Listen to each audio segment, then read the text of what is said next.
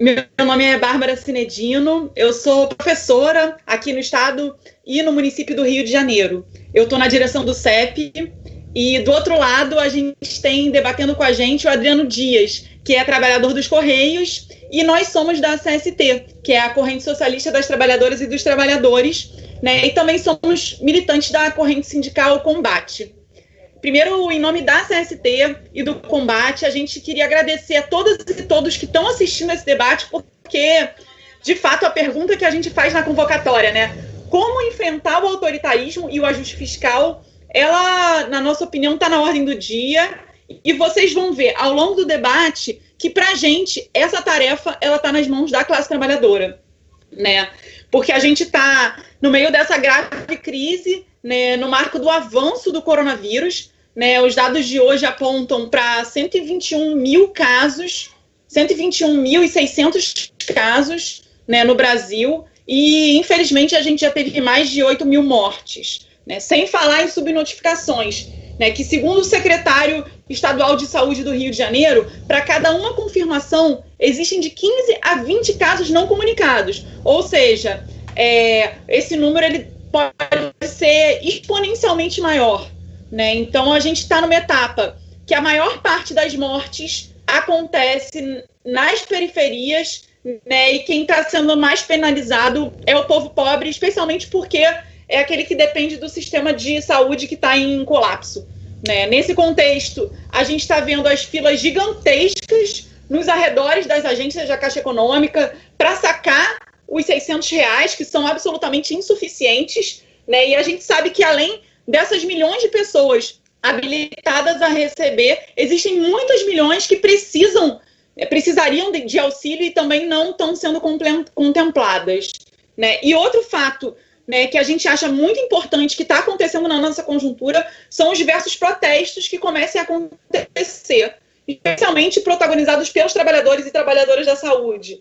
Né, hoje mesmo teve protesto dos trabalhadores no Hospital da USP, né, e também aconteceram protestos da saúde em Belém, no Rio Grande do Sul, e o emblemático e ato silencioso, sem aglomeração, que aconteceu no dia 1º de maio em Brasília. Né. A gente acha que esse protesto foi emblemático porque os trabalhadores da enfermagem que estavam protestando para reivindicar a importância da quarentena e também para dar visibilidade e homenagear os enfermeiros e enfermeiras que morreram de coronavírus foram agredidos por apoiadores do Bolsonaro, né? A gente está falando de trabalhadores que estão morrendo e arriscando suas vidas para salvar a população, né? Sendo que, um parênteses, no Brasil, os 73 casos de óbitos de enfermeiros e enfermeiras supera o total de casos de enfermeiros e enfermeiras mortos pela Covid na Itália e na Espanha juntos. Ou seja, são dados alarmantes, né? Então, nesse contexto,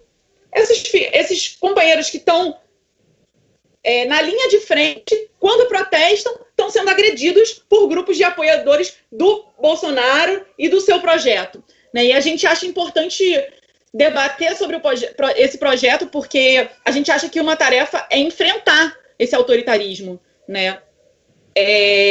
E esse exemplo demonstra o que está por trás do projeto do Bolsonaro, que reprime e agride quem se manifesta por direitos.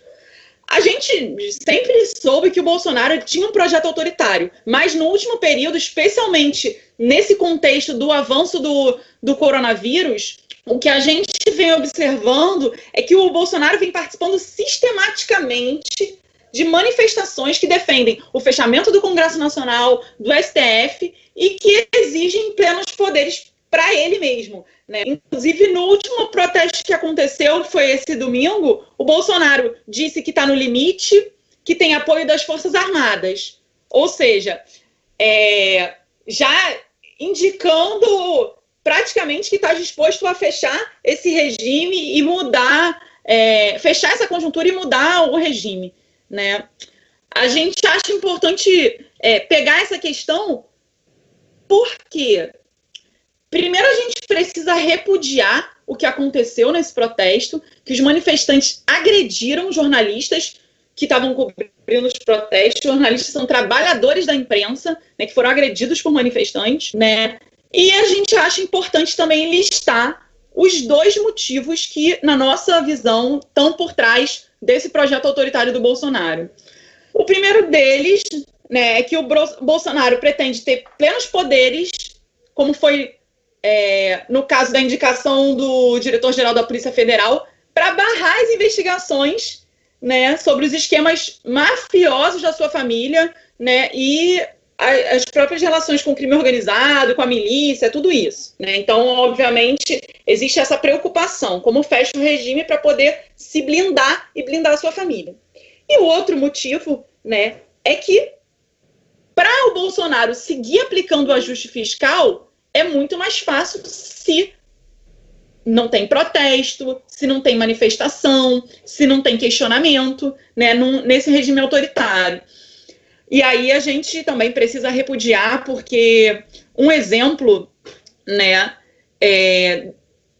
que aconteceu essa semana ajuda a entender, de fato, quem são os amigos do Bolsonaro, né? Essa semana ele recebeu no Planalto o Major Curió, né, o Sebastião Curió. Essa figura é um militar reformado, né, que, inclusive, o Ministério Público Federal já tem diversas denúncias dele por homicídio, ocultação de cadáver, isso das épocas dos tempos da ditadura militar, né? É um verdadeiro assassino, torturador da ditadura militar que foi recebido pelo Bolsonaro, e, na nossa opinião, isso expressa, inclusive, o que ele quer fazer e qual é o regime que ele quer implementar, né?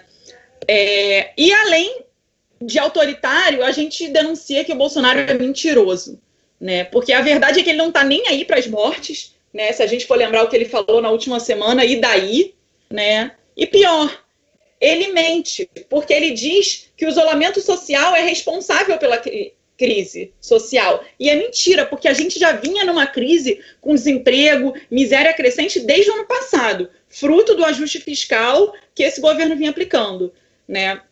O problema é que a gente está num cenário que a quarentena é uma necessidade, é uma indicação científica, médica, e o papel do governo deveria ser de garantir investimentos em saúde pública, garantir os direitos trabalhistas e destinar recurso para a renda básica aos trabalhadores desempregados, né? Então, esse é o problema, é que ele para não investir nas áreas sociais onde ele deveria estar investindo, ele simplesmente ignora o fato da necessidade médica do isolamento, enfim, da quarentena, né? A gente não pode esquecer que a proposta do Bolsonaro, né, lá no início do Renda Básica, era destinar R$200 para as famílias, né, para as pessoas que estavam precisando em situação de desemprego, vulnerabilidade, enfim, para o projeto Renda Básica. E, enquanto isso, ele destina R$1 trilhão para os bancos e para o sistema financeiro com a dívida pública. Então, a gente acha importante pegar esse tema, porque muitas vezes parece que não tem saída. Ele diz que ou as pessoas trabalham nesse momento, ou o isolamento vai gerar fome. E é mentira. O que o Bolsonaro está fazendo é proteger e defender os banqueiros. E a gente acha muito importante denunciar. Depois o Adriano vai pegar um pouco quais são as nossas propostas sobre isso, né?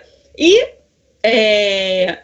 quando a gente denuncia o projeto autoritário e o ajuste fiscal do Bolsonaro, a gente precisa também fazer uma ponte sobre o tema do ajuste, né? Porque, de verdade, não é só o Bolsonaro que está fazendo o ajuste sozinho. Ele tem o apoio do Congresso Nacional, na figura do Rodrigo Maia e os demais deputados, e também ele tem o Senado Federal, né, na figura do Davi Alcolumbre, que é o presidente do Senado, e os demais demais senadores que aprovaram no Senado e na Câmara, além das PECs, né, que a gente nas outras lives já aprofundou mais um pouco sobre isso, né, que são PECs que permitiam demissões, cortes de salário, etc. Hoje foi aprovado no Senado, né, o PL 39, que pretende congelar o salário dos servidores públicos em contrapartida para uma recuperação fiscal, uma verba emergencial para recuperar a verba dos estados, né? E aí a gente precisa denunciar também que não precisa tirar dinheiro do servidor público para garantir verba emergencial, recuperação fiscal ou qualquer outro nome, verba para os estados e municípios, né? Não precisa disso, né? A gente já citou aqui o caso dos banqueiros, inclusive, né, o Senado tenta acelerar a aprovação da PEC 10, que é uma PEC que, na prática, serve para salvar os bancos. Ou seja, que o Estado brasileiro assuma as dívidas dos bancos. Então, é disso que a gente está falando, né? Enquanto tem um ajuste brutal contra a nossa classe, né, os bancos seguem lucrando e seguem sendo salvos, né? Então, esse debate é muito importante e a gente queria fazer uma observação, né? Eu, como trabalhadora da educação, alguns setores acabaram ficando de fora, né? Hoje no Senado, quando voltou a votação do PL 39, ele tirou, né, alguns segmentos, educação, saúde, os servidores da segurança pública, e não é porque tirou alguns servidores que a gente vai estar a favor desse projeto, tá? Porque, infelizmente, em alguns casos, inclusive, né, se lança uma grande polêmica na classe trabalhadora, justamente para dividir a classe. Você tira alguns setores, tipo a educação, que tem uma tradição de luta muito forte, é um setor grande, né, que costuma se organizar, que tem histórico de greve, de mobilização e etc., né, você tira a educação, tira a saúde, que está muito visada, né, no sentido de que a população tem dado muito respeito e muito apoio aos trabalhadores da saúde, né, tira a segurança pública, porque eles precisam do setor que reprime, né, para caso haja enfrentamento a esse tipo de coisa, para esse setor não ficar descontente, né, mas, de todo modo, é inaceitável, né, não é porque tirou um ou outro servidor que a gente tem que passar pano e apoiar um PL desse porte, né? Então, acho que é nesse contexto, nesse turbilhão que a gente vem falando, e agora eu vou passar para o Adriano para a gente poder dar continuidade ao debate, pegando os marcos que a gente considera importantes do que fazer na próxima etapa, tá? Então, agora, Adriano, é com você. Companheiros e companheiras, mais uma vez, boa noite. Nós aqui, mais uma live aqui da CST, da Corrente Social dos Trabalhadores, do Combate. Como a Bárbara já falou aí no início, o Adriano, sou trabalhador dos Correios. Eu vejo assim que a Bárbara, ela pegou muito bem a situação ocasionada pela pandemia no país, né? O número de mortes, que é um número bastante significativo, que mostra a gravidade, numa sequência de mortes que chegou brutalmente também na classe trabalhadora, nas categorias. A Bárbara deu um dado bastante chocante, né, no âmbito de um setor da saúde, que é a enfermagem, né, o número de mortos, mas a gente sabe que tem mais mortes na saúde. E eu queria aqui colocar que essa semana tiveram 2 mortes nos Correios, 2 trabalhadoras dos Correios morreram devido à Covid-19, né? Então, aqui, queria até prestar uma homenagem a essas 2 companheiras, que é uma companheira aqui do Rio de Janeiro, chamada Ana Lúcia, e a companheira Ine Braga, de Manaus, né? Que foram vítimas de toda essa política aí que bem colocou a Bárbara, né? De secundarização do que é essa crise, não só por parte do governo Bolsonaro, mas também por parte da direção da empresa dos Correios, que vem secundarizando, não vem colocando condições mínimas para os trabalhadores. Então, eu queria começar por aí, porque as mortes, de fato, estão se proliferando e elas estão ao nosso lado, no local de trabalho, na nossa família, e a gente, de fato, tem que repudiar a política que esse governo vem adotando em relação à saúde, porque tem levado milhares à morte. A Bárbara acho que pegou bem o tema também do ajuste fiscal, porque é um absurdo que no meio dessa quantidade de mortes, já de setores sofrendo com redução salarial ou não conseguem sacar R$600, o Congresso Nacional, junto com o governo, tem como eixo fazer um ajuste fiscal, né, congelar o salário dos servidores enquanto libera R$1 trilhão para os bancos. Isso é um total absurdo, que também demonstra de que lado tá esses setores, né? De que lado está Rodrigo Maia, de que lado está o Alcolumbre, né? De que lado está, inclusive, setores da oposição, porque é importante destacar que no Senado a oposição votou, na primeira votação, votou a favor desse ajuste fiscal, desse congelamento salarial, o que coloca o nosso debate, que é importante. Como nós vamos combater o autoritarismo do Bolsonaro e o seu ajuste fiscal, se os setores que deviam estar combatendo estão votando no projeto do governo e do Rodrigo Maia? Esse é o primeiro debate que nós queremos fazer aqui com os companheiros que estão assistindo essa live. Porque é muito grave o que aconteceu. No meio de uma política, de uma reafirmação da política autoritária do governo, onde se via estar uma forte unidade de ação para combater essa política, o que faz a oposição? Vota no ajuste fiscal. E aí essa situação traz um debate importante para nós. Por que a oposição votou no ajuste fiscal, no congelamento salarial no Senado? Ela votou porque ela está preocupada com seus governadores e seus prefeitos, que nos seus estados e nos seus municípios votaram reformas da Previdência. Aplica o ajuste fiscal. O exemplo mais recente aqui é na Bahia e no Ceará, que são governos do PT. Ou mesmo no Maranhão, no PCdoB, que votou lá o aumento da alíquota da contribuição previdenciária. Então eles votam preocupados com isso, preocupados com seus governos. E também porque esses setores, é importante lembrar aqui, esses setores já governaram esse país e já aplicaram o ajuste fiscal, já votaram reformas na Previdência, já tiveram seu governo Joaquim Levy, já tiveram seu governos banqueiros. Então também tem a ver com isso. E esse é um grande erro, porque na verdade nós deveríamos estar numa grande unidade de ação para barrar esse governo autoritário. A Bárbara foi muito feliz quando destacou aí a postura do Bolsonaro mais uma vez. Nós alertamos em outras lives sobre isso, que não tinham que ter enfrentado lá aquele domingo lá atrás, onde nós colocávamos a importância de ter um 1º de maio que respondesse àquele autoritarismo do governo. Aí o que faz a maioria das centrais sindicais? Não faz um 1º de maio para colocar para fora o Bolsonaro, barrar o ajuste fiscal. O que fazem? Convidam aqueles que não estão combatendo nem o autoritarismo e estão aplicando o ajuste fiscal. Por quê? O 1º de maio, das centrais majoritárias, convidaram o Alcolumbre e o Rodrigo Maia, que são os mesmos que estão agora votando contra os servidores e estão ajudando os bancos. Então, de fato, se essa política não muda, de fato vai seguir o ajuste fiscal e vai seguir o autoritarismo. Então é muito grave esse ponto. E aí simbolizou nisso, na votação no Senado e também no 1º de maio, que aí foi correto o que fez a CSP com luta, essa central que nós construímos. Fez junto com a Intersindical.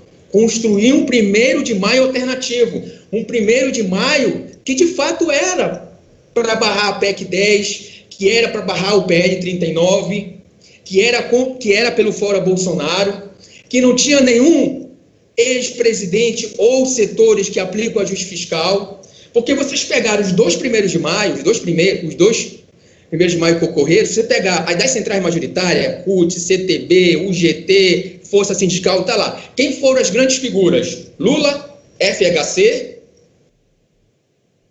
Witzel, governador do Rio de Janeiro, que é um cara de extrema-direita que foi eleito quebrando a placa da Marielle, que recentemente disse que ia privatizar tudo. Foram essas figuras símbolo do 1º de maio das centrais majoritárias. Esses foram. E o 1º de maio alternativo? Foram os trabalhadores da saúde que estão se enfrentando aí na pandemia, como fizeram hoje os trabalhadores da saúde do Hospital Universitário da USP. Foram os trabalhadores da educação que estão sofrendo nessa pandemia uma briga brutal em relação ao ensino à distância. Foram os trabalhadores dos Correios aí que, como eu falei, estão morrendo aí na linha de frente. Foram esses símbolos do nosso 1º de maio, da CSP com luta e da Intersindical. E eu quero marcar esse ponto, porque nós somos os campeões de dizer, temos que ter uma unidade de ação para combater o Bolsonaro, sua política, seu ajuste fiscal, seu autoritarismo. Mas nós também defendemos uma política alternativa. Nós estamos de acordo de fazer uma luta unitária contra ele, mas nós sabemos, pelo todos os dados que eu coloquei aqui, que esses setores não são consequentes e que eles, infelizmente, constroem um outro projeto. Já governaram o país, governam os estados e estão aplicando ajuste fiscal. Que é um debate que nós queremos fazer mais uma vez aqui de forma mais profunda, que é o debate de se construir uma alternativa política para o país, dos setores da esquerda, de ter uma frente de esquerda que leve um programa, que não seja um programa que vote, onde seus parlamentares ou as suas lideranças defendem um ajuste fiscal e um congelamento salarial. Isso é importante destacar, porque nós temos um outro projeto. Nós temos um projeto que está ao lado desses 24 milhões e meio de trabalhadores que vão ser penalizados com a MP 936, que vão ter seu salário reduzido. Nós estamos junto com esses trabalhadores, mais de 50 milhões que se cadastraram para ganhar R$600, e como bem a Bárbara falou, o governo queria dar R$200, e hoje estão padecendo nas filas aí, na frente da Caixa Econômica. Estão com os bancários também, que estão sendo obrigados aí a estar com uma sobrecarga de trabalho muito grande. É com esse que nós estamos. E esse projeto alternativo, ele só pode ser construído com setores da esquerda, como o PSOL, o PSTU, a UP, o PCB. Isso é importante. Ter uma alternativa política para o país. E ter uma saída da nossa classe. Uma saída que tenha o programa de nós, trabalhadores, que estão à frente da pandemia, que estão, de fato, sendo os maiores prejudicados, enquanto se continua dando dinheiro para banqueiro, enquanto empresários continuam ganhando muito.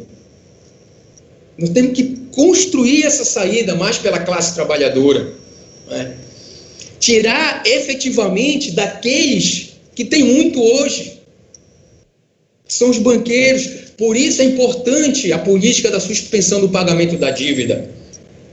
Está muito mais claro hoje que vai ser mais uma vez esse projeto da PEC 10 vai aumentar a dívida pública para beneficiar os bancos, porque a PEC 10 é o seguinte, é comprar dívida dos bancos, transformar dívida privada em dívida pública.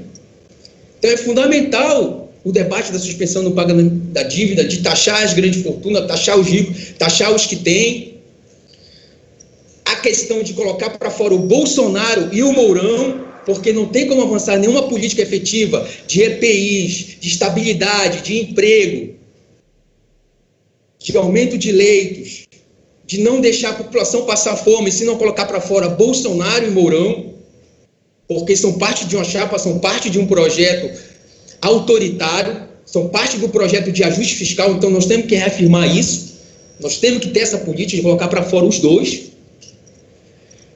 Aqui, reconhecendo a importância que tem o polo dos companheiros parlamentares do PSOL, que impulsionaram um polo do impeachment, é importante que esse setor se localize junto aos setores da classe trabalhadora que hoje estão lutando, em particular o setor da saúde. Isso é fundamental.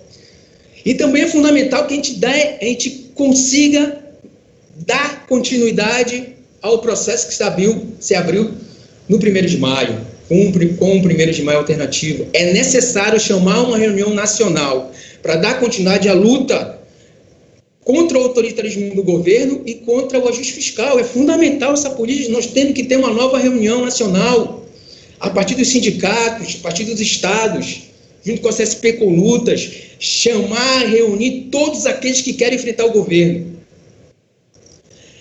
E nós temos já, inclusive, uma data bem imediata, porque está se construindo, inicialmente, a nível de Rio de Janeiro, os companheiros do Sintuf estão construindo um ato da saúde no dia 12 agora de maio. É importante que essa data seja nacionalizada, desde a base dos hospitais universitários, desde a FASUBRA, mas que pegue o conjunto dos trabalhadores da saúde, o conjunto dos trabalhadores de outras categorias que também não são da saúde. Nós precisamos ser parte ativa desse dia 12 de maio, com uma data importante, não só para homenagear aqueles que estão lutando hoje, como foi os trabalhadores da saúde no Distrito Federal, que enfrentaram o autoritarismo desse governo, como foi hoje os trabalhadores da USP, que é um grande exemplo, mas para ser parte da luta dele. É fundamental hoje que a classe trabalhadora de conjunto seja parte da luta dos trabalhadores da saúde.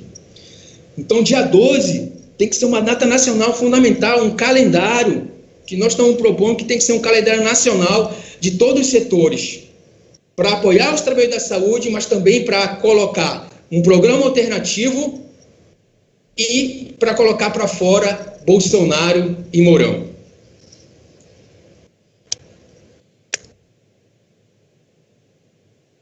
Obrigada, Adriano.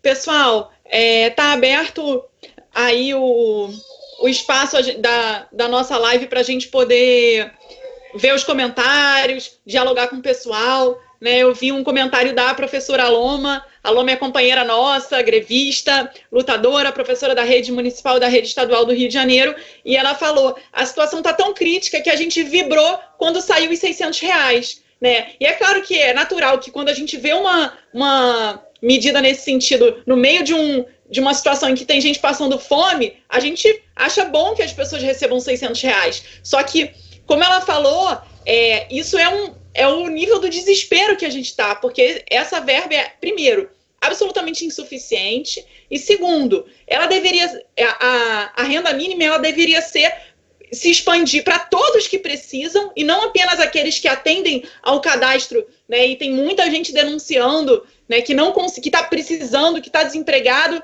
ou então que perdeu o emprego, ou então que já estava desempregado e é trabalhador informal, que não está recebendo, né? Então, nesse contexto todo, a gente considera que não adianta, o período pelo qual ele está sendo disponibilizado, ele é muito, muito pequeno, né, em relação ao que as pessoas vão precisar para poder se erguer ou se reerguer financeiramente, né? Então, é plausível, obviamente compreensível que a gente tenha comemorado porque não tinha nada, né? Mas, de verdade mesmo, o que a gente vem comentando é que tem formas e existe de onde tirar o dinheiro, né? E esse é o principal debate que a gente precisa fazer. Tem um outro tema que a Natália está colocando aqui, né, sobre paralisar as atividades não essenciais para defender a vida e lutar contra o projeto ditatorial de Bolsonaro. Né? Os trabalhadores do Hospital Universitário da USP mostraram que o caminho é a luta. Isso que a Natália está falando, gente, é central, porque muita gente vem perguntando: tá, mas a gente está no meio disso, a gente está confinado, como é que a gente vai protestar? O que a gente vai fazer? Não dá para fazer nada. Né? Então, primeiro que a gente não está defendendo que acabe o isolamento, nem propondo que as pessoas que estão conseguindo ficar em quarentena quebrem a quarentena. Né? O que a gente está falando é que, aí o Denis acabou de vir uma pergunta: qual o papel que os sindicatos devem cumprir nessa pandemia? E é isso que a gente está falando. Né? Infelizmente, as direções dos sindicatos não estão convocando nada. Né? Para você ter uma ideia, o único panelaço unificado que foi convocado foi no inicinho, nos primeiros dias da quarentena, que na verdade era um dia que estava marcado para a gente fazer uma greve geral. Né? Então é disso que a gente está falando. Infelizmente, não existe, por parte das direções dos sindicatos, sequer uma tentativa. Né? O Adriano falou sobre a importância da gente se organizar. O correto seria a gente estar se organizando, né, para isso. Né? Os sindicatos poderiam estar chamando reuniões plenárias virtuais. Tem tanta reunião acontecendo, né? Até ensino à distância. Os governadores e prefeitos estão tentando implementar na rede pública. Ou seja, o meio virtual, a gente está aqui nesse debate. Né? Se os dirigentes das centrais, que inclusive chamaram Witzel, governador assassino do Rio de Janeiro, para participar do ato do 1º de maio, né? Se eles estivessem de fato empenhados, com certeza a gente poderia estar gestando um caminho, tá? Organizar os panelatos que já acontecem de forma espontânea, fortalecer as mobilizações da saúde. Né? A Fátima aqui comentou: a mobilização para o dia 12 precisa se dar pela pressão aos sindicatos. Né? A Colo comentou: tem que enfrentar o autoritarismo do Bolsonaro. E tem mesmo. né? O Denis falou até o MBL, gente, a direita está se organizando, chamando plenária virtual, e as direções dos sindicatos não estão colaborando nesse sentido e tem um papel importante, porque a gente está vivendo um momento em que o Bolsonaro vem caindo a sua popularidade, né? E a gente não vai esperar que se aplique um projeto autoritário em casa, parado, quieto, né? Esse definitivamente não é o nosso objetivo. Né? Não sei se o Adriano quer comentar um pouco sobre isso, Adriano, mas as perguntas que estão vindo aqui estão vindo nesse sentido, né? De qual é o papel dos sindicatos, como que poderia fazer. Então, a Fátima está falando a mobilização para o dia 12. Né? Acho que é muito importante a preparação para o dia 12. A Natália comentou sobre... Tem muita gente trabalhando ainda... Não sei se o Adriano quer ajudar... Eu acho importante aqui todos os comentários, acho que vão um pouco na direção aí do nosso debate, que, na verdade, a direção devia estar chamando um plano de luta já.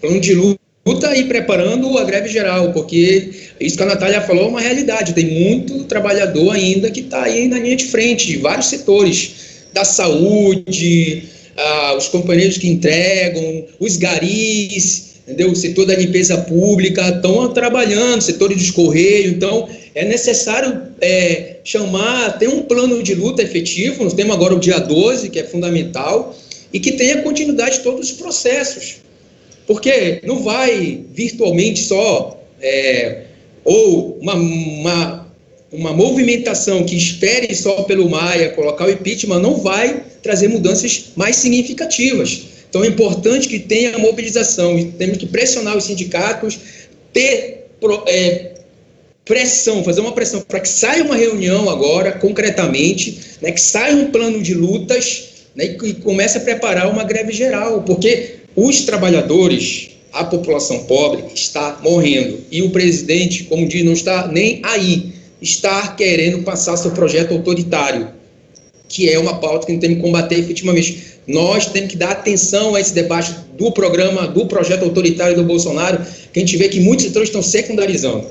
E ele precisa desse projeto autoritário para passar o pacote de ajuste fiscal. Você sabe que o Guedes está discutindo já o pós-pandemia, privatizar tudo para pagar a dívida. Ele fala, se vender todas as estatais, vai dar R$1 trilhão para pagar a dívida. Eles são criminosos. Então, nós temos que ter um plano de luta para barrar, derrotar esse autoritarismo, esse projeto de ajuste fiscal, um plano de luta imediato. As centrais sindicais, o sindicato de base, nós sabemos que teve sindicatos que discordaram no 1º de maio das suas centrais, da CUT, nós sabemos disso. Esses que discordaram desse 1º de maio, que foi pró-burguesia, que venham, vamos juntos, de fato, fazer a mobilização das categorias, colocar um plano de luta e construir uma greve geral. Gente, tem alguns comentários aqui que eu acho que são importantes. Acho que a Adriano falou bem sobre qual é a tarefa que as direções dos sindicatos deveriam estar fazendo. Né? Eu vou listar aqui algumas coisas que foram colocadas e vamos ver como é que a gente dialoga aí comentando, tá, Adriano? Primeiro, teve uma pergunta aqui, Colo Reis. Como pressionamos para que os sindicatos se mobilizem? E essa pergunta, eu acho que ela é chave, né? Porque eu vou dar um exemplo do CEP, tá? O CEP é o Sindicato Estadual dos Profissionais de Educação aqui no Rio de Janeiro, que é o sindicato onde a gente atua, né? Infelizmente, a maioria da direção do CEP não está fazendo as reuniões com a frequência, as reuniões da diretoria, por exemplo, com a frequência que deveria, né? Na última reunião da direção do CEP, nós da Combate levamos a proposta para que tivesse uma assembleias de base, né, virtuais, para a gente se organizar. E a maioria da direção foi contra, não votou as assembleias virtuais. Só que os problemas aqui no estado do Rio, da educação no estado do Rio de Janeiro, estão tão graves, né, que está tendo assédio moral, né, para os professores fazerem o trabalho do ensino à distância no meio dessa pandemia, com a maior parte dos alunos sem acesso à internet e etc. E a base começou a questionar, falou, gente, a gente precisa de alguma coisa. Então foi a base da categoria da educação que começou a pedir socorro, pedir ajuda, né? Então, pela base é muito importante, né? Inclusive, na direção do CEP, sobre o tema do 1º de maio, que o Adriano falou, a gente votou uma nota repudiando a convocatória do ato do 1º de maio com os setores da burguesia, né? Então, foi uma votação, inclusive unânime, mostrando que na própria base da CUT, da CTB, existe diferença sobre a forma como eles estão conduzindo o movimento, né? E se na base existe diferença, é pela base que a gente precisa pressionar essas direções, né? A gente, por exemplo, que concorda com isso, vai levar para a reunião da direção do CEP a importância de que tenha uma reunião nacional. A gente pode fazer isso nos sindicatos onde a gente atua e pressionar, porque é difícil um dirigente sindical, no meio dessa pandemia, né, que tem algum tipo de vínculo com a base, dizer que não pode ter, que não deve ter uma reunião nacional, por exemplo, para organizar um calendário e um plano de lutas. É meio difícil um dirigente defender uma coisa dessa. Então, o nosso papel, né, é propor nas reuniões nossas, dos nossos espaços. Tem um outro assunto aqui que foi colocado também, que é o fora Bolsonaro e fora Mourão. Por que a gente acha importante? Que a gente sabe que o projeto do Bolsonaro, com relação ao ajuste fiscal à nossa classe, não é muito diferente do projeto do Mourão. Pelo contrário, o Mourão está apoiado, inclusive, pelo Rodrigo Maia, pela Rede Globo, pelo Davi Alcolumbre e, infelizmente, por alguns setores da esquerda também, né, que foi o caso do Flávio Dino, do governador do Maranhão, do PCdoB, que inclusive mediou, né, que um governo Mourão seria de um governo de unidade nacional, que seria menos pior do que um governo Bolsonaro, e a gente sabe que um governo de um general, né, no nosso país certamente não seria um general burguês, né, no meio dessa pandemia, ajuste fiscal, não seria um governo para a nossa classe.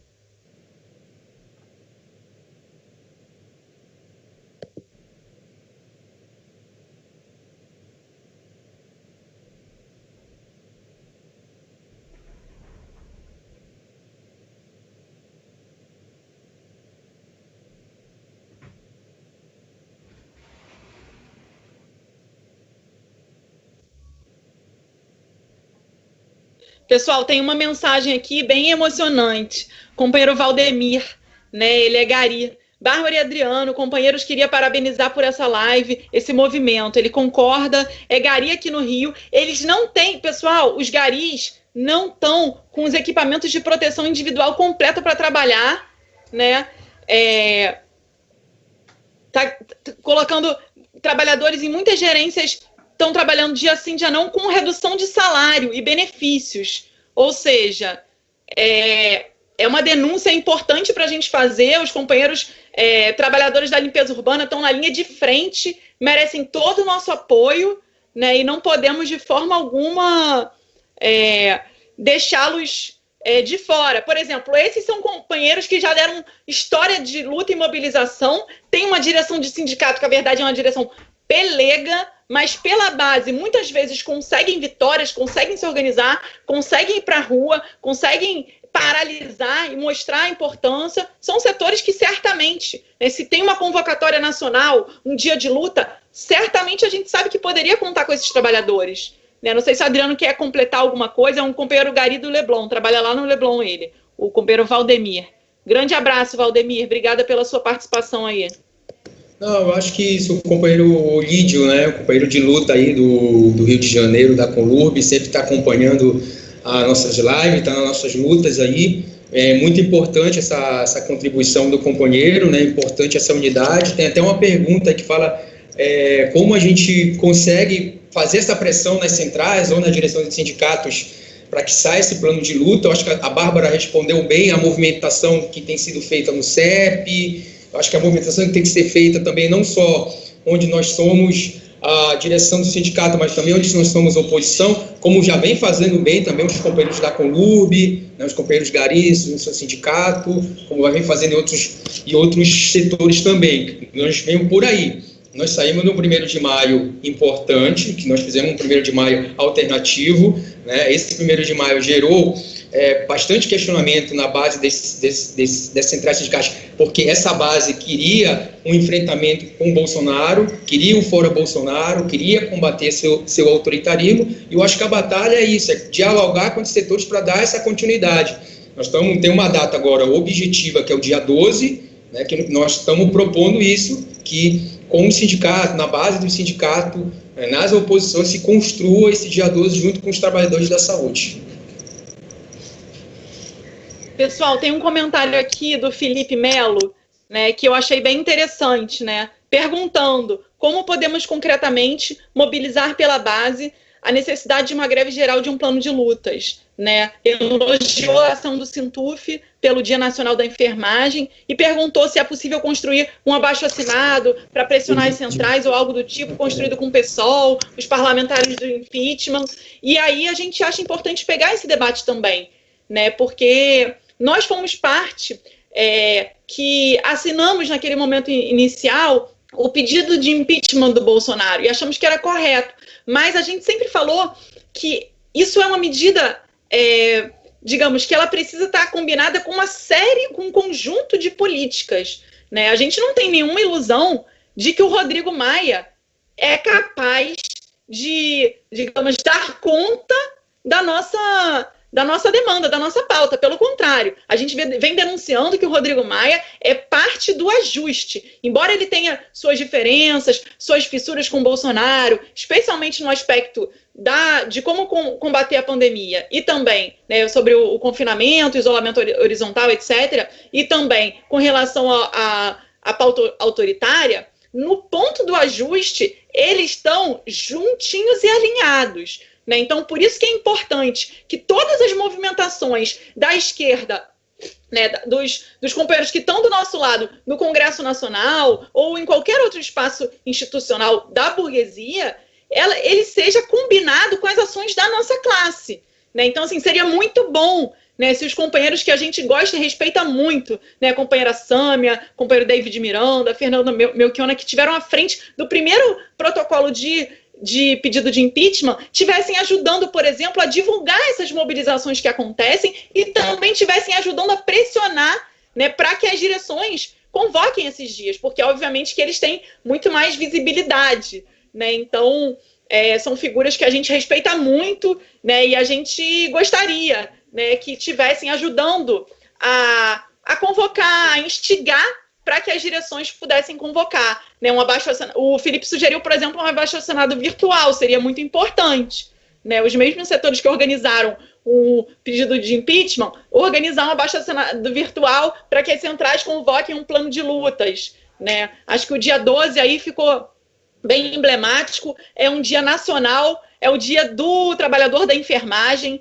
né? Então, aqui repetir o nosso apoio, né, nosso extremo respeito por esses companheiros trabalhadores que estão arriscando suas vidas, né, e dizer que esse dia, que é o dia desses trabalhadores, pode e deve ser transformado num dia de luta. E o papel, né, esses trabalhadores já vêm se organizando, às vezes pela base, às vezes um sindicato ou outro, mas o papel das direções é unificar e aproveitar esse dia que eles precisam da visibilidade do trabalho deles para gente poder fazer a denúncia, porque já foi colocado aí nos comentários, tem muita gente trabalhando, essa é a verdade. Inclusive, esse é um dos motivos pelo qual a curva não para de crescer. Por quê? Infelizmente, o Denis colocou aí, no Pará, enquanto o governador decreta o lockout, né, ou seja, ninguém sai, etc. e tal, ele segue considerando como essenciais os trabalhadores domésticos. Gente, não pode colocar a empregada doméstica para pegar um ônibus lotado para ir trabalhar no meio de uma pandemia. Não é essencial esse serviço, né? O patrão, a patroa, pode limpar a sua casa, né? Não precisa de uma empregada para isso. Durante a pandemia, tem trabalhadores e trabalhadoras não essenciais, é uma denúncia, que estão trabalhando, né? E o papel dos governos às vezes é ficar bem na foto, né? Porque, infelizmente, a situação no Pará está muito triste, então a gente queria também prestar nossa solidariedade aos companheiros, né, no Pará, pela situação da crise do coronavírus lá, né? E dizer que não tem como, assim, não tem como a gente aceitar que o governador, que quer ficar bem na foto e decreta um lockout, bota uma empregada doméstica como serviço essencial. Né? Então, é papel, por exemplo, das centrais, da direção do Sindicato das Empregadas Domésticas, chamar uma paralisação, que as empregadas domésticas no Pará paralisem no dia 12.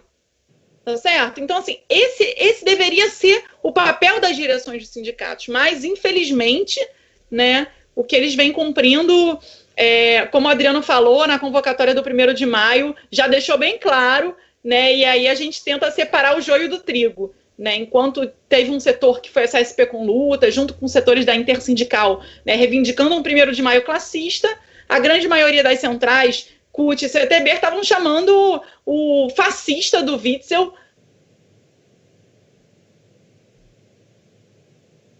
entrar, mirar na cabecinha e atirar nos trabalhadores da periferia, participou do 1º de maio da CUT. Assim fica complicado e mostra de que lado eles estão, né?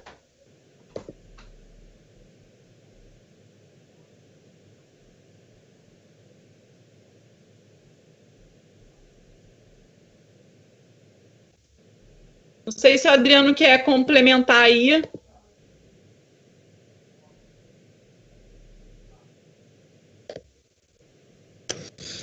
Não, só a questão dos governadores, né, que acho que a Bárbara pegou bem, que são governadores que estão falando em lockdown, mas que estavam discutindo reabrir os comércios, né?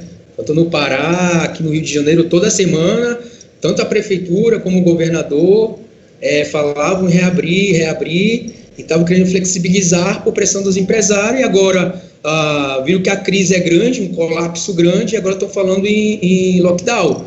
Mas nunca tiveram uma preocupação mais efetiva, de fato, né, de trabalhar com isolamento social. Aqui mesmo é importante, por exemplo, o Crivella barrou um projeto que suspendiu o pagamento da dívida, um projeto apresentado pelo Babá, vereador do PSOL, e a bancada do PSOL no município do Rio de Janeiro, que era um dinheiro que seria destinado para o mais vulnerável. A bancada, os parlamentares aí da Câmara Municipal barraram esse projeto. Para você ver que eles falam que estão preocupados, mas na prática adotam outra política.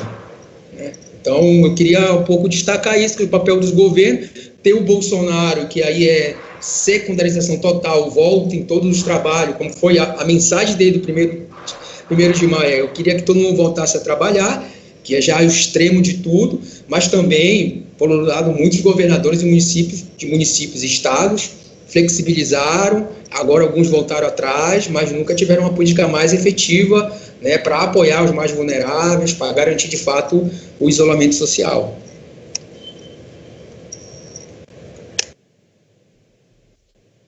Adriana, eu vou aproveitar o espaço para fazer uma denúncia, né? Porque aqui no Rio de Janeiro, o mesmo governador que participou do 1º de maio da CUT é aquele que está defendendo privatizar as universidades. Não só as universidades, mas também a SEDAI, né, e outros órgãos públicos que a gente tem aqui. Então, fica essa denúncia também, né? E que a gente precisa, de fato, né, de uma organização dos sindicatos, né, para barrar todos esses ataques, porque a privatização, né, eles aproveitam o momento da pandemia para vir com todos os projetos que eles sempre defenderam, né? Esses projetos de ajustes que eles estão defendendo não são novos, mas eles se aproveitam desse momento de pandemia para tentar arrancar o couro da classe trabalhadora.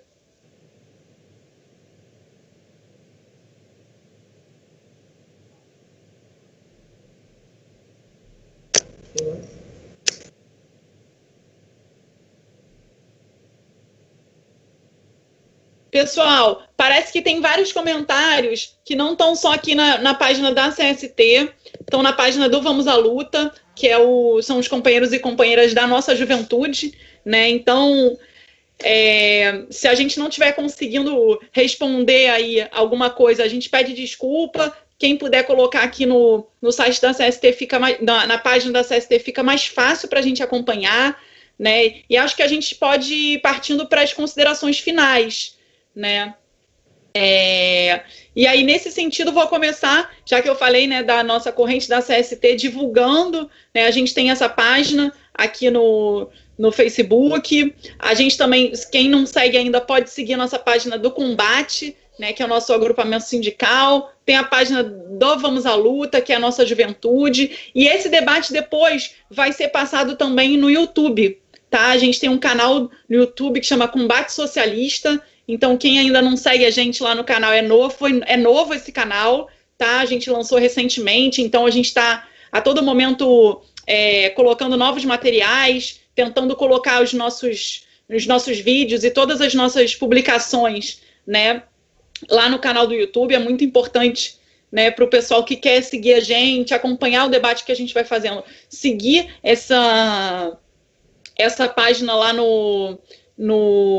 esse canal lá no YouTube, tá? E para concluir, assim, acho que a gente já desdobrou bastante o debate, né, de quais são as nossas tarefas. E como o Adriano falou, assim, não tem como a gente esperar que alguém resolva pela gente, né? Os governadores, a gente sabe de que lado estão, inclusive os governadores da oposição, né? E não é novo o que o Adriano falou aqui, né? Os mesmos governadores que foram eleitos para ser o bastião de oposição ao governo Bolsonaro não passaram na tarefa. O exemplo é a reforma da Previdência, que aplicaram a reforma nos seus estados, né, reprimiram na educação, por exemplo, né, a gente tem a marca triste aí do governador da Bahia, do PT, que agrediu os educadores, e que, obviamente, isso explica por que a oposição mais conhecida, digamos assim, né, que são os setores do PT, do PCdoB, estão vacilando, né, em não ajudar a mobilizar a nossa classe e organizar as ações, né? Mas a gente acha importante insistir na importância de que essas ações sejam organizadas, porque de verdade o projeto do Bolsonaro, né, como a gente já veio denunciando aqui desde o início, é um projeto muito nefasto, é um projeto autoritário que só está preocupado com a família e seu clã, né? Então a gente precisa se fortalecer e juntos barrar esse autoritarismo.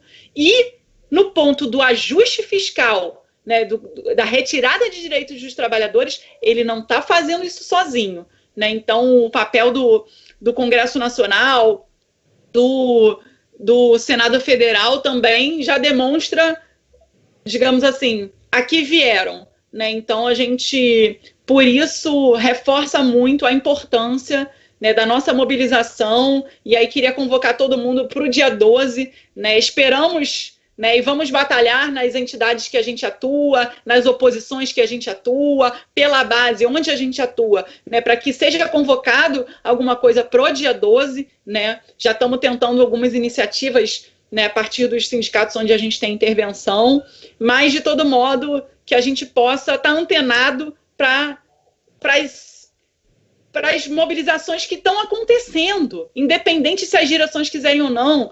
Gente, vai ter muita mobilização. As pessoas estão indignadas e não estão quietas. Então, o papel das direções é canalizar e fortalecer essas mobilizações. Vou passar agora para o Adriano fazer as considerações finais dele. Primeiro aí, eu acho que foi um bom debate, né? Agradecer a participação dos companheiros, os comentários, que ajudaram bastante aí. Acho que conseguimos esclarecer a maioria deles. E um debate que tem uma conexão também internacional, e inclusive eu queria aproveitar essa conexão internacional, porque essa luta contra o ajuste fiscal ou o autoritarismo, ou a consequência que vem pós-pandemia, ela é mundial, o projeto ele é mundial e tal. E eu queria fazer essa conexão porque nós estamos fazendo uma campanha internacional pela liberdade política de mais de 2.500 companheiros e companheiras que foram presos nas mobilizações do Chile. E é importante colocar o Chile porque o Chile sempre foi meio que a preocupação, inclusive, do governo Bolsonaro aqui no Brasil. Quando o Paulo Guedes, o rei do ajuste, falava do AI-5, ele falava do Chile, que não poderia ter um Chile no Brasil.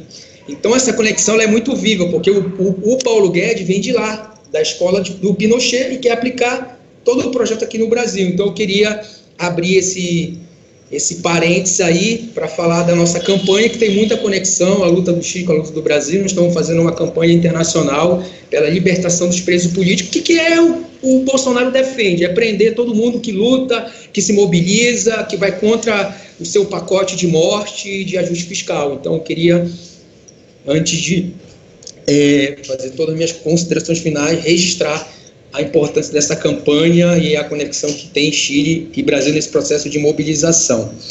Eu acho que tem uma tarefa importante agora, imediata, que é construir o dia 12 de maio. Nós precisamos dar essa batalha que a Bárbara muito bem falou, nos sindicatos, na oposição. O setor da saúde hoje tem sido bastante atacado, tem sido a linha de frente da pandemia, tem morrido vários companheiros, então é um ato importante, mas nós precisamos ter essa amplitude. Então, acho que a primeira tarefa imediata é essa. Nós da CST estamos pelo Fora Bolsonaro, Fora Mourão, as nossas mobilizações seguem essa linha. Então, é isso que nós queremos construir de fato, um projeto alternativo, um projeto que seja da classe trabalhadora, do povo pobre, desses que estão sendo mais prejudicados agora com a pandemia, como nós bem registramos aí no debate. Então, isso também demarca qual é o lado que nós temos, porque eles têm o projeto dele, é mais fome para a gente, financiar cada vez mais banqueiros e deixar a gente com arroxo salarial e impedir nossos protestos. Então, a gente tem esse projeto aí que é importante estar avançando na construção dele, junto com o programa, né, que a gente sempre vem reforçando, né, a suspensão do pagamento da dívida, de taxar as grandes fortunas, de garantir IPI, estabilidade, salário para todos os trabalhadores, né, de fato, garantir que os trabalhadores sem burocracia consigam a sua renda básica, que não pode ser só R$600. É um programa que reforça bastante, né, o lado que nós temos, né, de enfrentamento àqueles que querem sempre colocar a gente numa situação muito mais vulnerável. Então, é importante que tenha esse primeiro passo do dia 12, que tenha a reunião. Nós vamos continuar exigindo as centrais sindicais, os sindicatos têm que chamar uma reunião imediata para construir o dia 12, porque esse governo não vai parar na sua política autoritária, né? Toda semana, e a gente vem alertando nisso também nas nossas notas, nas nossas lives, o governo vai seguir, nós temos que enfrentar eles, se colar aí com o pessoal, os setores trabalhadores da saúde, e ter um plano de luta, né? Só um plano de luta. Sabemos que estamos numa pandemia, existe um setor em quarentena, mas sabemos que sem um plano de luta, nós não vamos conseguir colocar para fora o Bolsonaro e o Mourão, nem como nós vamos conseguir emplacar esse programa. Então, queria deixar essa consideração final. Acompanhe nossa página. Como bem falou a Bárbara, esse vídeo vai seguir nos nossos canais. Vamos ter outras lives também, que é importante acompanhar. Quem quiser adquirir as nossas publicações, entrar em contato aqui através da nossa página, que a gente, enfim, vai fazer o debate com você com toda a satisfação. É isso aí, gente. Então, para finalizar, agradecer a todo mundo que assistiu, que comentou, né? Agora eu vi lá na página do Vamos à Luta a Catarina, o Erlon, a Bruna, né? A Loma fez vários comentários. Então, a gente, às vezes, aqui não perde alguma coisa, mas acho que no grosso do debate a gente conseguiu dar conta das coisas que vocês colocaram, né? A Catarina escreveu, foi muito bom, né? Então, quem depois quiser dar uma olhadinha, ela pega bem qual é o projeto desse governo, né? E quais são as nossas críticas a ele. E é isso, agradecer todo mundo e dizer que a gente vai estar nesse canal aqui também na amanhã. Amanhã vai ter um vídeo do nosso companheiro lá do Estado espanhol, né, fazendo um pouco o debate sobre essa situação do coronavírus e a crise na Espanha também. Tá? Então, a gente, como o Adriano falou, dessa nossa pegada internacionalista, a gente acha muito importante, né?